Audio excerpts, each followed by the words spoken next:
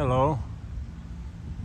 Today we're at Green Lawn Cemetery, Portsmouth, Ohio. I have a story for you today concerning two young men that were from this area, from Portsmouth actually, and they were best of buddies, best of friends, and they came to enlist together in the military during World War One. But here's the entrance. This would be not the main entrance, but the entrance to what is considered over there the St. Mary's Cemetery. Let me get this thing adjusted. Okay, here we go. All right, so as you can see, the road that leads to the rest of the cemetery, the graveyard, you can see the immensity of this graveyard. It takes up, I'm not really sure how many acres, but it's really big. So anyway, we're walking down the road leading to the marker that I'm going to tell you the story about, the two young men, best of buddies, who went to World War I, and tell their story. As you can see, there's lots of older markers here, and a sign: pets not permitted in the cemetery, on or off leash. Interesting. I didn't bring the pet today, so I guess I'm in the clear. Okay, as you can see, there's one stone I'm going to show you that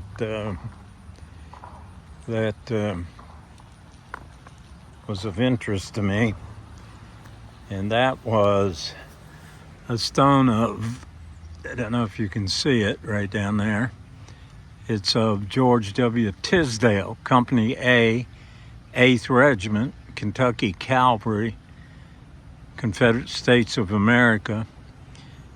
He was born January 18th, 1832 to September 18th, 1924.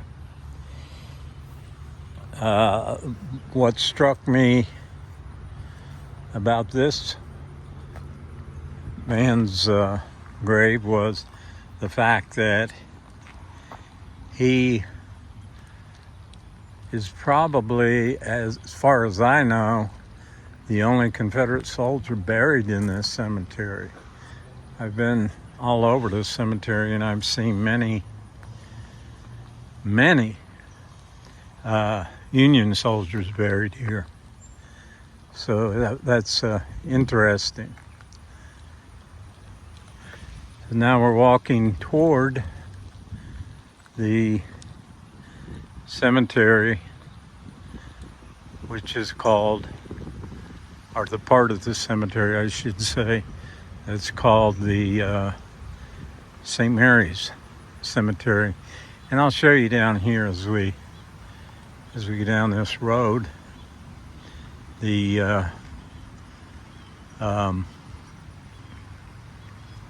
markers here, giving you an idea where you're at in the cemetery. For instance, this one says Green Lawn Cemetery, St. Mary's. I guess this must be the section C. You can tell by this tree, if it could tell a story, it would tell a lot of history about this place. Looks like it's been here for a while. A long while.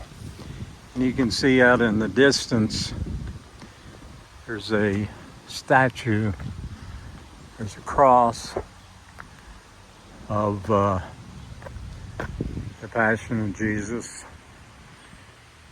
up on a small knoll, I guess you would call it. Beautiful, beautiful. This is a beautiful cemetery, well kept, and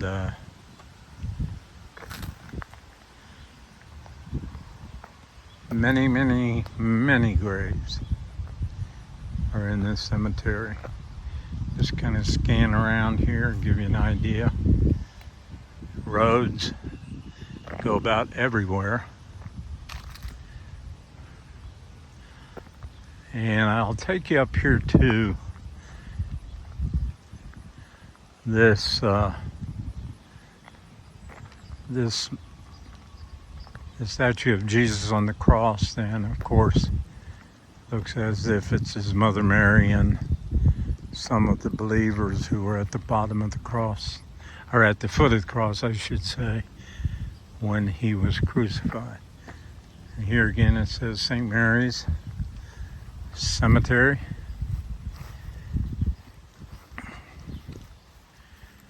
And many old graves here.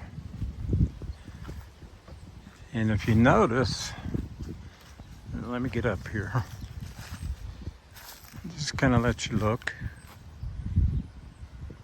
There's a veteran of Battery L, second lieutenant. His name was James Gildea, 1836 to 1917.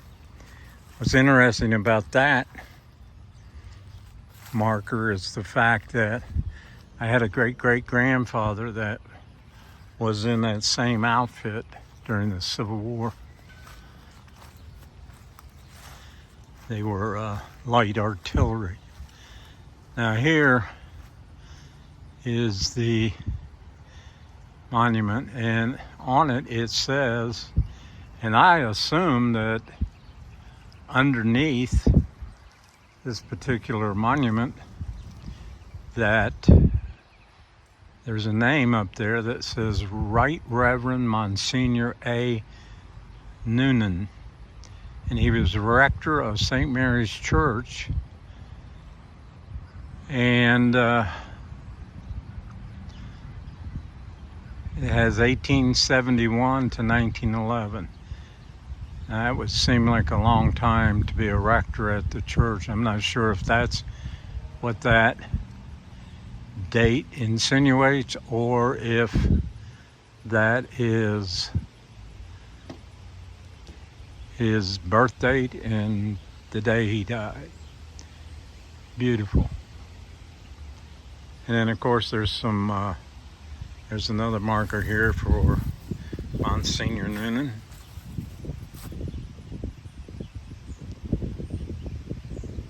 I don't know if he's buried here or underneath. I don't know. Probably, I would say he's in this spot here.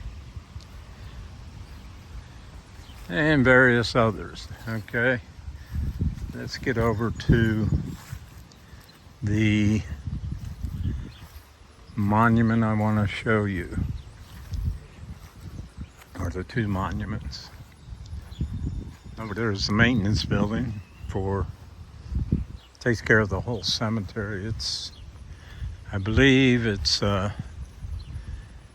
cemetery is maintained by the city of Portsmouth.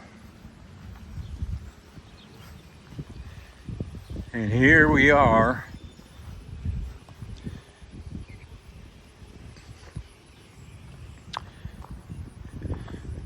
at the site of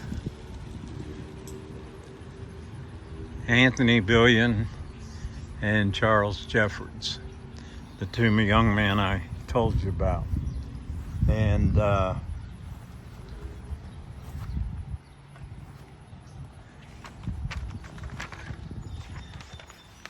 brought my cheat sheet with me so I can tell you a little bit about these young men.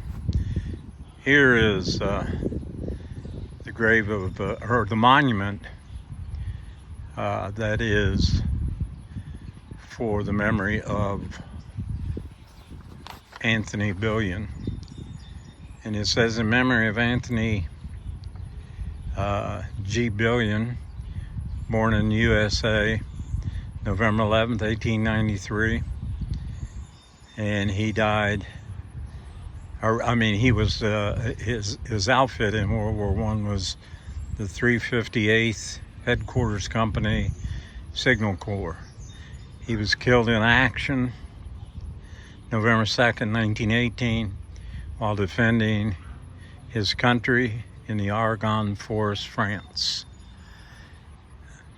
What's interesting, he was born on the same day, November the 11th, when the armistice was signed in 1918.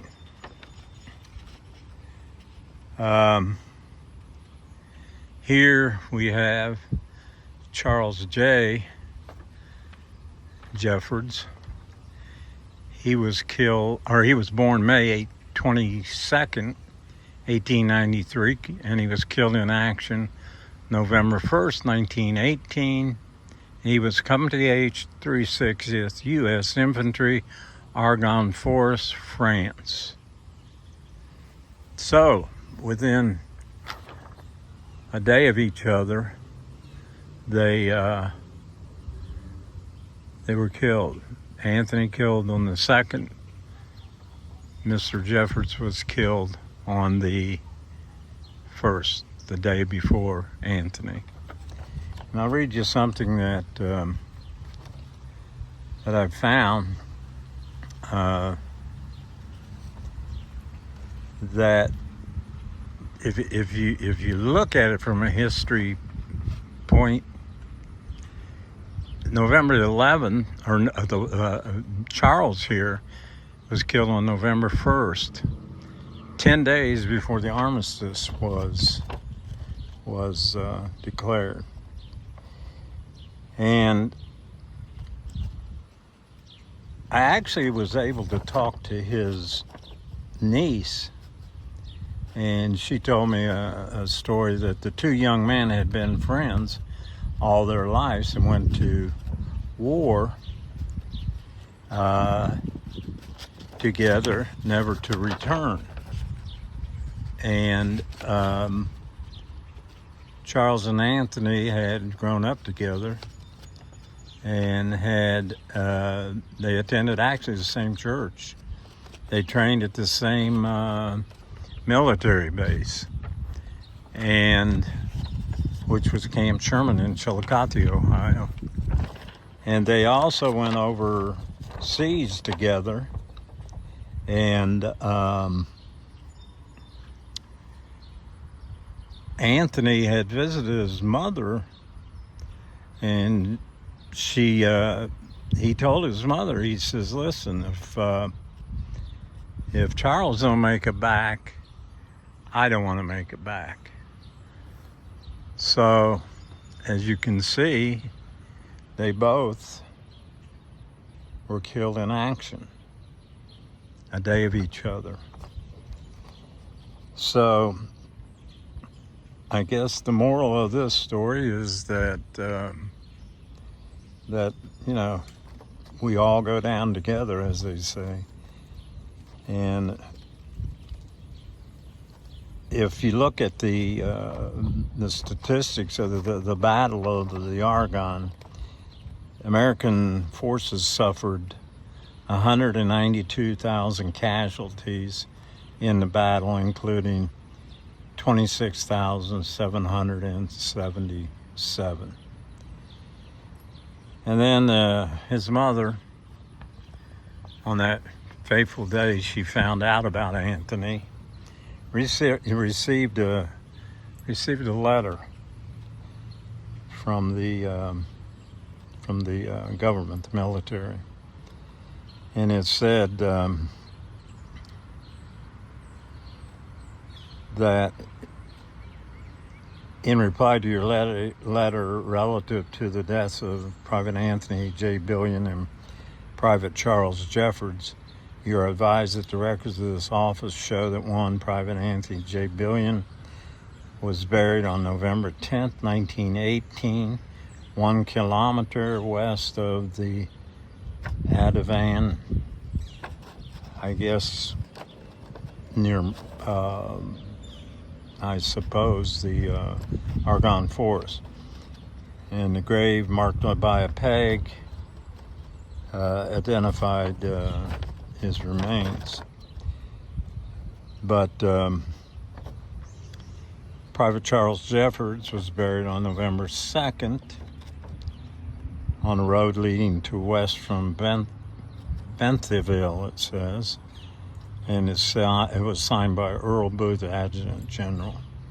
So I looked at the map of France, and it can be gleaned that the two heroes were within a few kilometers of one another in those ill-fated last days. And they got their wish. They didn't come home together, and they stayed together. But they stayed together in France.